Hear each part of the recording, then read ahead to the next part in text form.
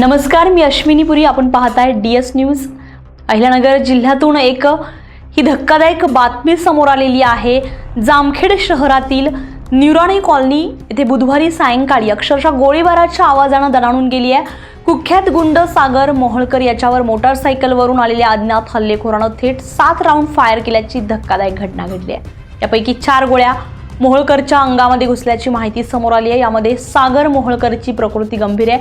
त्याच्यावर रुग्णालयामध्ये उपचार सुरू आहेत. डॉक्टरांच्या माहितीनुसार त्याच्या शरीरात 4 गोळ्या अडकल्या असून परिस्थिती चिंताजनक आहे. मात्र गोळीबारानंतर परिसरात एकच खळबळ उडाली आहे, तर नागरिकांमध्ये भीतीचं वातावरण पसरलंय.